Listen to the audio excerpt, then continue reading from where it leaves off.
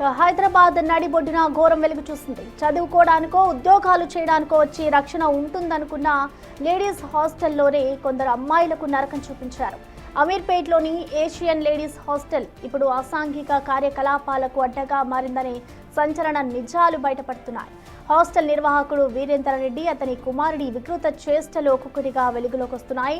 Geyser repair నెపంతో అర్ధరాత్రి అమ్మాయిల గదుల్లోకి చొరబడడం, లైట్లు ఆపేసి సైకో ఆనందం పొందడం, అందంగా ఉన్న అమ్మాయిలను టార్గెట్ చేసి శారీరకంగా మానసికంగా వేధించడం ఇవి అక్కడ జరిగిన అరాచకాలు.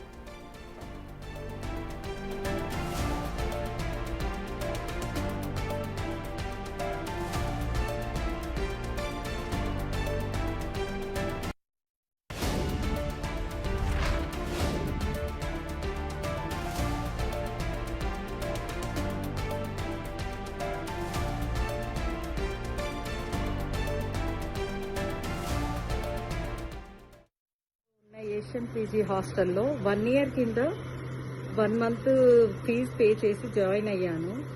జాయిన్ అయ్యాక 15 డేస్లోనే నేను వెకేట్ చేశాను. ఎందుకంటే అక్కడ హాస్టల్ మెయింటెనెన్స్ బాగాలేదు. ఆ హాస్టల్లో ఫుడ్ అంత సరిగా ఉండేది కాదు. తర్వాత ఏంటంటే ఆ హాస్టల్ ఓనర్ వచ్చేసి చాలా అంటే బ్యాడ్గా బిహేవ్ చేసేవాడు. వచ్చిపోయే అమ్మాయిలతో కానీ అంటే హాస్టల్లో ఉన్న అమ్మాయిలతో కానీ ఏదో ఒక రీజన్ పెట్టుకొని రూమ్లోకి సడన్గా రావడము అదంతా చేసేవారు. ఏంటి ఇలా ఉంది ఇక్కడ హాస్టల్లో అని అంటే, ఇక్కడ ఇలానే ఉంటుంది, నీకు ఇష్టం ఉంటే ఉండు లేదంటే లేదు అని కూడా మాట్లాడారు. సరే ఇదంతా ఏంది అని చూస్తే అక్కడ ఏంటంటే అబ్బాయిల కోసం అమ్మాయిలను పంపిస్తున్నారు అని కూడా కొంచెం నాకు వేరే అమ్మాయిలు చెప్పడం జరిగింది. ఇదంతా చూసి నాకు అసలు అక్కడ ఉండాలి అని అనిపించకుండా నేను ఆ హాస్టల్ నుంచి వచ్చేసాను. ఇంకొకటి ఏంటంటే ఆ హాస్టల్ ఓనర్ వాళ్ళ అబ్బాయి కూడా ఎలా అంటే నీ నంబర్ ఇవ్వు అది ఇది అని కొంచెం బ్యాడ్గా బిహేవ్ చేశాడు. దానివల్ల నేను చాలా బాధపడ్డాను. నేను వీరారెడ్డి ఎవరైతే ఉన్నారో వాళ్ళ అబ్బాయి ఇక్కడ ఉన్న మహిళలతోనే అసభ్యకరంగా ప్రవర్తించేవాడు. అందులో వన్ ఆఫ్ ద మహిళ మనతో పాటు ఉన్నారు, ఒకసారి మాట్లాడతాం. రైట్, అసలు ఇన్సిడెంట్ ఎప్పుడు జరిగింది? ఓకే, హింदी में बोलो. एक्चुअली मैं एशियन पीजी में रहती हूँ अमीरपेट पे. इधर फ्राइडे नाइट को 4:30 को हमारे रूम पे कोई घुसा था. तो हम जब ओनर को कंप्लेन दिए, वो लोग कुछ एक्शन नहीं ली.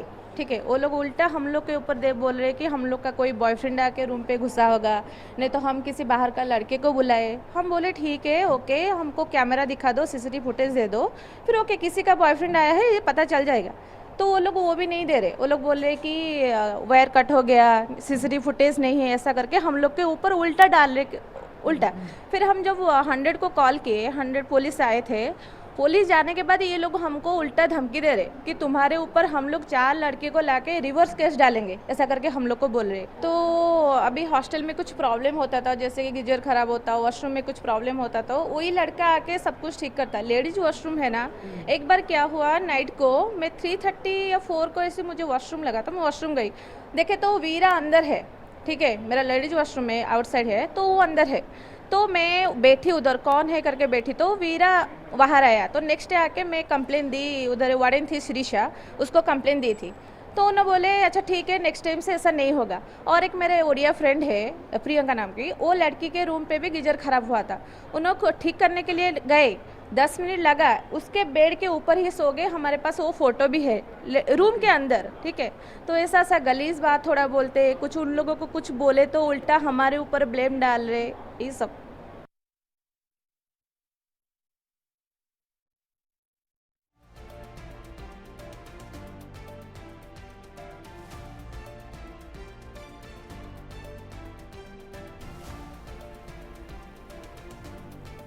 అమీర్పేట్ ఏషియన్ హాస్టల్లో ఉన్నది మనుషులా లేక మృగాలా అనిపించేలా బాధితులు తమ ఆవేదన వ్యక్తం చేస్తున్నారు. అర్ధరాత్రి వేళల్లో గదుల్లోకి చొరబడడం వీరేంద్ర కుమారుడికి అలవాటుగా మారిందని అంటున్నారు.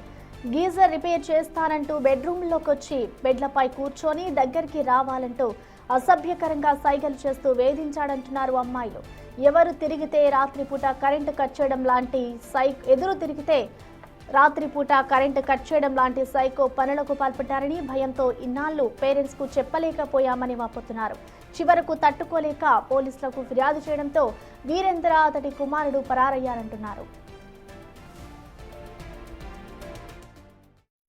ఏషియన్ పీజీ హాస్టల్ ఏదైతే ఉందో నిన్నటి మనం చూస్తున్నాం. దీనికి సంబంధించి ఇక్కడ అసాంఘిక కార్యక్రమాలు జరుగుతున్నాయని చెప్పి మొత్తం కూడా ఏ విధంగా హల్చల్ అయిందో మనం చూస్తున్నాం. అయితే ప్రజెంట్ మనం ఇక్కడ హాస్టల్ దగ్గరే ఉన్నాము. ఇప్పటికీ హాస్టల్ నడుపుతున్న యజమానులు ఎవరైతే ఉన్నారో వారు పరారీలో ఉన్నట్టు కూడా తెలుస్తుంది. ముఖ్యంగా ఈ హాస్టల్కి సంబంధించి ఇటు బొంత రామ్మోహన్ గారు అలాగే శ్రీదేవికి సంబంధించి హాస్టల్ అని కూడా తెలుస్తుంది. మరి వాళ్ళు లీగల్గా ముఖ్యంగా వీళ్ళకి హాస్టల్ పెట్టుకుంటాము అని చెప్పి బిల్డింగ్ ఇచ్చినప్పుడు ఇక్కడ వీళ్ళు అసాంఘిక కార్యక్రమాలు చేస్తున్నారు అని చెప్పి గత కొన్ని రోజులుగా వీళ్ళకి తెలిసినప్పటికీ ప్రజాసేవలో ఉన్నాం కాబట్టి దీన్ని మనం బయటకు అప్పుడే తీసుకొని వెళ్ళకూడదు, ఏం జరిగిందో ఏంటో వివరాలు తెలుసుకోవాలి అని చెప్పి సైలెంట్గా ఉన్నాము అని చెప్పి ఇప్పటికే శ్రీదేవి గారు మాట్లాడుతున్న పరిస్థితి కనిపిస్తుంది. మరి దీనికి సంబంధించి పైన హాస్టల్లో ఉన్న లేడీస్ కావచ్చు వీళ్ళందరూ కూడా ఈ యొక్క కుటుంబ సభ్యులకి ఇక్కడ చుట్టుపక్కల వీళ్ళ అన్న అక్క వాళ్ళు కూడా ఇక్కడ ఉంటున్నారు అని తెలుస్తుంది. ముఖ్యంగా వాళ్ళు ఇన్ఫార్మ్ చేయడంతో శ్రీదేవి రంగంలోకి దిగి ఏం జరిగింది ఏంటి అని కూడా తెలుసుకున్నారు. అయితే ఇక్కడ సీసీటీవీ ఫుటేజ్ ఏది కూడా ఉండకుండా మొత్తం సీసీ కెమెరాలకి సంబంధించి వైర్లు అన్నీ కూడా పీకేసినట్టు మనకి ఇక్కడ విజువల్స్ క్లియర్గా చూడొచ్చు. అంటే ఈ లోపలికి ఇక్కడ ముందు ఓనర్స్ ఎవరైతే ఉన్నారో వాళ్ళ వాళ్ళ అబ్బాయి కావచ్చు లేకపోతే వాళ్ళ ఫ్రెండ్స్ కావచ్చు, పైన ఎవరైతే అందమైన అమ్మాయిలు ఉన్నారో రాత్రి 1 గంట సమయంలోని వాళ్ళ రూమ్స్లోకి వాళ్ళని పంపించడం, వాళ్ళని భయపెట్టడం, లేకపోతే వాళ్ళ దగ్గరికి వెళ్ళే ప్రయత్నం చేయడం. సో ఇవన్నీ కూడా సీసీటీవీ ఫుటేజ్ ఎక్కడ కూడా లేకుండా మొత్తం కూడా వైరల్తో సహా మొత్తం పీకేసిన విజువల్స్ మనం చూడొచ్చు. అండ్ ఇక్కడ సీసీ కెమెరాలు కూడా అన్నీ కూడా తీసేశారు. మరి వాళ్ళు ఏం తప్పు చేయనప్పుడు వాళ్ళ మీద మేము ఒత్తిడి చేస్తున్నాము, వాళ్ళపైన మేము దాడికి దిగాము అని అనుకున్నప్పుడు మరి వాళ్ళు ఇక్కడ ఉండాలి కదా, సీసీ కెమెరాలు ఎందుకు ఈ విధంగా తీసేశారు, వైర్లు అన్నీ కూడా ఎందుకు పీకేశారు అని చెప్పి ఇవాళ శ్రీదేవి డిమాండ్ చేస్తున్న పరిస్థితి కనిపిస్తుంది. ముఖ్యంగా ఇక్కడ ఉన్న లేడీస్ అందరూ కూడా మేము రాత్రిపూట ఈ విధంగా భయభ్రాంతులకి గురయ్యాము, రాత్రి కరెంట్ కట్ చేయడము, వాటర్ కట్ చేయడము, లిఫ్ట్ ఆపేయడము, గుర్తు తెలియని వ్యక్తులు లోపలికి రావడము, ఆ చీకట్లో భయపెట్టడము, ఇవన్నీ కూడా మేము చూస్తూ ఉన్నాం. కాబట్టి ఇంకా రేపు పొద్దున్న దీన్ని ఇలాగే లైట్ తీసుకుంటే ఎక్కడి వరకు వెళ్తుందో తెలిసి మేము రంగంలోకి దిగాము అని చెప్పి కూడా శ్రీదేవి చెప్తూ ఉన్నారు. ఇప్పటికే దీనికి సంబంధించి ఇటు బాధితులు ఎవరైతే ఉన్నారో మా మీద అక్రమ కేసులు పెట్టారు, పోలీస్ స్టేషన్కి పంపించారు అని ఏదైతే మీడియాతో మాట్లాడారో మరి అక్రమ కేసులు మేము ఎక్కడ పెట్టాము ఏంటి విత్ ప్రూఫ్స్తో మా దగ్గర ఉన్నాయని చెప్పి వాళ్ళ విత్ ప్రూఫ్స్ కూడా చూపిస్తూ ఉన్నారు. ఇటు వాళ్ళ మదర్ యొక్క సంతకాన్ని ఫార్జరీ చేసిన కేసు కావచ్చు, లేకపోతే మొత్తం ఇటువంటి కేసెస్లోని వాళ్ళు లోపలికి వెళ్ళడం జరిగింది. రెంట్ ఎక్కొట్టారు, 3-4 నెలల నుంచి రెంట్ కూడా ఇవ్వకపోగా బిల్డింగ్ వాళ్ళది అని చెప్పి ఫేక్ డాక్యుమెంట్స్ అన్నీ కూడా క్రియేట్ చేసుకొని మా మీద ఫేక్ అలిగేషన్స్ వేశారు అని చెప్పి ఇటు శ్రీదేవి వాళ్ళ వాదన కూడా వింటున్నాం. మల్లారెడ్డి వాళ్ళ అబ్బాయి వీరారెడ్డి గారు మా హాస్టల్కి వస్తూ ఉంటారు. ఆగైతే చేయాలని చూస్తున్నారు. ఎవరు అందంగా ఉంటే వాళ్ళ దగ్గరికి తీసుకొని వెళ్ళి బయటికి తీసుకెళ్ళాలని చూస్తున్నారు. అదే వీరారెడ్డి గారు ఎప్పటికీ మేము వచ్చి ఇక్కడ 11 months అవుతుంది. ఎన్ని మంత్స్ అవుతుంది? 11 months అవుతుంది. 11 months అవుతుంది. సో ఈ 11 monthsలోనే మీరు ఇలాంటివి ఎప్పుడైనా ఫేస్ చేశారు? చాలాసార్లు అంటే ఒక 9 months బ్యాక్ కూడా ఇట్నే వచ్చిండ్రు. పైకి కిందికి లైట్లన్నీ ఆఫ్ చేయడము అలాంటివి చేసిండ్రు. అంటే వాళ్ళు కరెంటు పోవడము రావడము, సౌండ్లు రావడము అలాంటివన్నీ జరిగినాయి. మీరు చూసిన అబ్బాయిలు ఎవరు? అంటే ఓనర్ సంబంధించిన వాళ్ళ లేకపోతే ఓనర్స్ అంటే ఓనర్స్ కాదు, ఇక్కడ వీరారెడ్డి వాళ్ళ అబ్బాయి వీరారెడ్డి వాళ్ళ అబ్బాయి వీరారెడ్డి గారు, హనుమంత్ రెడ్డి గారు వాళ్ళ నాన్నగారు. అంటే వాళ్ళు ఎప్పుడు డే టైం హాస్టల్కి రాలేదా? వస్తుంటారు అప్పుడప్పుడు. అమ్మాయిలతో ఏ విధంగా బిహేవ్ చేసేవాడు? కొంచెం వాళ్ళు ఎంబడెంబడి ఎవరైనా అందంగా కనిపిస్తే వాళ్ళు ఎంబడెంబడి వెళ్తూ ఉంటారు. కానీ నైట్లో అయితే వాళ్ళు ఎప్పటికీ మిడ్నైట్లో వస్తూ ఉంటారు, రూమ్లలోకి పంపిస్తుంటారు, అట్లాంటివి చేస్తూ ఉంటారు. ఓకే. ఫుడ్ విషయంలో అయినా సరే ఏమీ కరెక్ట్ లేదు. ప్లస్ ప్రతి దానికి కోపము అనేది, తిట్టడము, మనీ ఇవ్వకపోతే అలా చేసింటారు. ఓకే. 11 మంత్స్ నుంచి వీళ్ళైతే ఉంటున్నామని చెప్తున్నారు. ముఖ్యంగా ఇటు వీరారెడ్డి అలాగే తన వైఫ్ ఎవరైతే ఉన్నారో ఇక్కడున్న లేడీస్ పట్ల కూడా కొంచెం వేరే రకంగా బిహేవ్ చేసేవాళ్ళు. వాళ్ళ అబ్బాయి వీళ్ళతో పాటు అసభ్యకరంగా బిహేవ్ చేసేవాళ్ళు. అందంగా ఉన్న అమ్మాయిలు అయితే వాళ్ళ వెంట వెళ్ళేవారు అని చెప్పి ఇక్కడ ఉన్న వాళ్ళు చెప్తున్నారు. ముఖ్యంగా ఇప్పటికీ వీరారెడ్డి కావచ్చు, లేకపోతే తన వైఫ్ కావచ్చు, వీళ్ళందరూ కూడా అబ్స్కాండింగ్లో ఉన్నట్టు కూడా తెలుస్తుంది. సో వాళ్ళ మీద తగిన చర్యలు తీసుకోవాలి అని చెప్పి ఇటు బొంత శ్రీదేవి డిమాండ్ చేస్తున్న పరిస్థితులు మనం చూస్తున్నాం. కెమెరామెన్ రాజుతో గౌతమి రిపోర్టింగ్, హైదరాబాద్.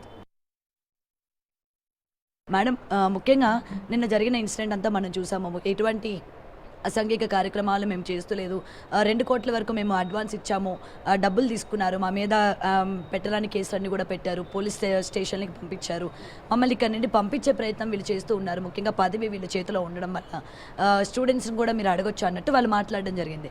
మరి నిజానికి ఏం జరిగింది? నిజంగా మీరు ఏమైనా కావాలని వాళ్ళని పంపించే ప్రయత్నం చేసే దాంట్లో ఈ దాడి గట్రా చేశారా? నిన్న మీరు మనుషులు కూడా వేసుకొని వచ్చారు అని కూడా చెప్తూ ఉన్నారు. మరి ఏం చెప్తారు? సో ఈ ఏషియన్ పీజీ హాస్టల్ అమీర్పేట్లో ఇది నా తల్లిగారి ఇల్లు. సో ఇప్పుడు నేను కూర్చొని మీది మాట్లాడుతున్నది మా తమ్ముడు బిల్డింగ్. పక్క బిల్డింగు మేము ముగ్గురం అక్క చెల్లెలం, మా తమ్ముడికి ఇది. సో ప్రతి 2 ఫ్లోర్లు మా పెద్దక్కది, రెండో అక్కది, మూడో అక్కది. సో మేము ఈ బిల్డింగ్ కట్టి 4 సంవత్సరాలు అవుతుంది. సో మొట్టమొదటగా మరి ఈ బిల్డింగ్ అంతా కట్టి కంప్లీట్ చేసుకున్న తర్వాత మరి వెనకాల రాజన్న అని మా కజిన్ అవుతారు. సో ఆ అన్న ఈ కాకినాడ శ్రీను అనేట ఆయనని తీసుకొని వచ్చి 50 లక్షల అడ్వాన్స్ రూపాయల కిందట అగ్రిమెంట్ చేసుకొని మరి మాకు బాయ్స్ హాస్టల్ అని ఈ అగ్రిమెంట్ చేసి ఇచ్చారు. సో ఆ 50 లక్షల అడ్వాన్స్ కూడా 38 లక్షలు మరి పూర్తి బిల్డింగ్ కంప్లీట్ అయిపోయింది. చిన్న వర్క్స్ కోసము మరి డబ్బులు ఇవ్వకుండా మరి వాళ్ళు కంప్లీట్ చేసుకోవడానికి 38 లక్షల లెక్క కూడా మా దగ్గర ఉన్నది. సో అగ్రిమెంట్ కాపీ ఇది మీరు చూడొచ్చు. కాకినాడ శ్రీనుకి మేము అగ్రిమెంట్ చేశాము. కాకినాడ శ్రీనికి అగ్రిమెంట్ చేసిన తర్వాత మరి పని చేపిస్తూ ఉంటే 2-3 నెలలు ఆయన పని చేపిస్తూ కనిపించిన తర్వాత మరి ఇప్పుడు ఎలిగేషన్ పెట్టిన వీర హనుమాన్ రెడ్డి, శివపార్వతులు ప్రత్యక్షమైనరు. సో నేను క్వశ్చన్ చేశాను వాళ్ళని, ఏంటి వీళ్ళు కనిపిస్తున్నారు అంకుల్, మీరు మొన్న అంటే లేదమ్మా మాకు ఏదో లావాదేవీలు ఉన్నాయో, నేనే ఓనర్ని, నేనే అన్ని, సో ఇంకా వీళ్ళు చూసుకుంటారు, వీళ్ళకి నేను చూసుకుంటాను అని వాళ్ళు చెప్పారు. సరేలే అగ్రిమెంట్ కాపీ ఉంది మనం ఎందుకు అని. సో జూన్ 17, 2022 సంవత్సరం బిల్డింగ్ హ్యాండ్ ఓవర్ చేశాము. సో జూన్ అయిపోయింది, జూలై అయిపోయింది, ఆగస్ట్ అయిపోయింది. సో ఆగస్ట్ నుంచి అమ్మాయిలని ఇందులో జాయిన్ చేయడం స్టార్ట్ చేశారు. సో అప్పుడు డోర్స్ మేము ఆర్డర్ ఇచ్చాము, ఇంకా అవి రాలేవు. సో దానికి పరదాలు కట్టి 60 మంది అమ్మాయిలను దింపాడు వీర హనుమాన్ రెడ్డి గారు, శివపార్వతి. వీర హనుమాన్ రెడ్డి గారిని మరి రెంట్ ఏంటి 2 నెలల నుంచి ఇవ్వట్లేదు, అమ్మాయిలు అయితే వచ్చేసారు కదా రెంట్ ఇవ్వండి అని అడిగితే, అమ్మ నేను ఇస్తానమ్మా, నేను చిన్న బయట నుంచి అప్పులు తెచ్చుకున్నాను, నేను ఇస్తానమ్మా అని చెప్పాడు. ఆగస్టు అయిపోయింది, సెప్టెంబర్ అయిపోయింది, దసరా ముందు రెంట్ ఇవ్వట్లేదు. మా మరదలు నాకు ఫోన్ చేసింది, అక్క రెంట్ ఇవ్వట్లేదు అని అంటే నేనే అంకుల్కి ఫోన్ చేసిన, రెడ్డి అంకుల్కి, ఏంటి అంకుల్ మీరు తీసుకున్నారని అంటున్నారు, మరి రెంట్ ఇవ్వాలి కదా అని అంటే, లేదమ్మా నేను వస్తాను, వచ్చి మాట్లాడతానని చెప్పినాడు. దసరా అయిపోయింది, దివాళీ అయిపోయింది, డిసెంబర్ వచ్చింది, డోర్స్ వచ్చాయి, డోర్స్ ఎక్కినాయి. మే నుంచి మాకు బిల్డింగ్ పైన స్టేటస్కో తెచ్చాడు, మీటర్స్ పైన ఇంజెక్షన్ ఆర్డర్ తెచ్చాడు. సో ఇంకా అరాచకం స్టార్ట్ అయ్యి అరే ఏంటి కేసులు, మా మీద కేసు, మా అక్క వాళ్ళ మీద కేసు, బిల్డింగ్ మీద కేసు, మళ్ళీ ఆ బిల్డింగ్ అట్లానే ఖాళీ పెట్టించాడు. అయితే మే అయిపోయింది, మే నుంచి వాళ్ళ అడ్రస్ లేరు, ఇక్కడ మొగుడు పెళ్ళం అడ్రస్ లేరు, వార్డన్ని పెట్టి వార్డన్ని గొడవల కూసిగొల్పుతున్నాడు. సో కోర్టు మాట్లాడుతుంది, పేపర్ మాట్లాడుతుందని బయట బోర్డుకి ఒకటి అతికిచ్చాడు, ఇది కోర్టులో ఉంది, మేము అన్ని కేసులు వేసాము అనేసి. సో నేను రెడ్డి గారికి ఫోన్ చేశాను, ఏంటి అంకుల్ మీరు ఏమనుకుంటున్నారు, ఇది కరెక్ట్ పద్ధతి కాదు, మీరు రండి, మీరు ఏం చెప్పినారో అంటే, మాకు బిల్డింగ్ ఎవరైతే మా అన్న ఉన్నాడు కదా ఆయనని అడిగితే ఆయనతోటి చాలా రూడ్గా బిహేవ్ చేశాడు. కాల్ రికార్డ్స్ కూడా ఉన్నాయి, నేను ఇవ్వను, నేను ఇట్లానే చేస్తా, నేను చుట్టుపక్కల హాస్టళ్ళలో కూడా ఇట్లానే చేస్తా, మీరేం చేస్తారో చేసుకోండి అనేసి చెప్తే, ఇంకా మాకు సీన్ అర్థమైపోతే మళ్ళీ అదే క్రమంలో ఏం చేశాడంటే, జూన్లో మా మమ్మీది ఫోర్జరీ చేసి మాకు రెంట్ ఇస్తున్నట్టు నోటీస్ పంపించాడు. కోర్టు నుంచి మాకు నోటీస్ వచ్చింది, రెంట్ ఇస్తున్నారు, మీరేంటి కాల్ చేసేయమంటున్నారు అని అంటే, బట్ రామ్మోహన్ గారు 3 months మేము హయ్యర్ అఫీషియల్ని అప్రోచ్ అయ్యి 3 monthsలో తెచ్చారు. తెలిసేసరికి ఫ్రాడ్ చేశాడు, చీటింగ్ చేశాడు, FSL ప్రూవ్ అయింది అనేసి ఆయనని జైలుకి పట్టుకొని పోయినారు. మొగుడు పెళ్ళాలి ఇద్దరు కూడా జైలుకి వెళ్ళేసి శిక్ష అనుభవించి